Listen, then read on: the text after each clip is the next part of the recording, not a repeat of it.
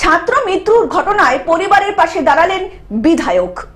দুই ছাত্রের মৃত্যুর ঘটনায় পরিবারের পাশে দাঁড়ালেন বিধায়ক।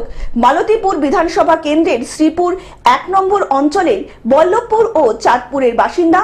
মর্মান্তিক সড়ক দুর্ঘটনায় প্রাণ হারানো দুই উচ্চ মাধ্যমিক পরীক্ষার্থীর বাড়িতে গিয়ে পরিবারের পাশে দাঁড়ালেন এলাকার বিধায়ক তথা মালদা জেলা তৃণমূল কংগ্রেসের সভাপতি আব্দুর রহিম বক্সী মহাশয়।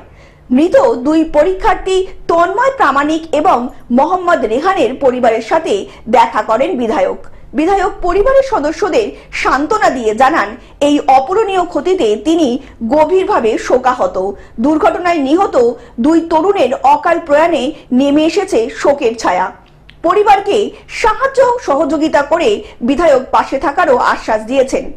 অঞ্চলের দুজন ছাত্র আপনারা সকলে শুনেছেন, গতকালকে থার্ড সেমিস্টার পরীক্ষা দিতে উচ্চ মাধ্যমিকে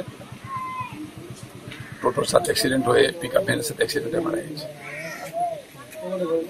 খুবই প্যাথেটিক, ভাষায় প্রকাশ করা যাচ্ছে না।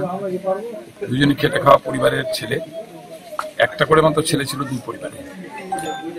ওরা একমাত্র সম্বল, একবারে অত্যন্ত গরিব দিনমজুর বাবা। খুব বড় আশা নিয়ে ছেলেটাকে মানুষ করছিল, ছেলেটা মারা গেছে।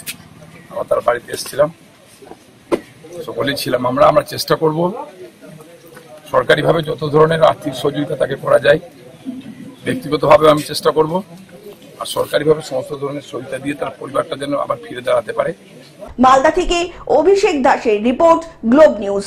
এখন থেকে গ্লোব টিভি দেখুন আপনার স্মার্টফোনেও। গুগল প্লে স্টোর অথবা অ্যাপল স্টোর থেকে ডাউনলোড করুন গ্লোব টিভি লাইভ অ্যাপ। এছাড়া জিও টিভি অ্যাপ থেকে দেখুন গ্লোব টিভি লাইভ।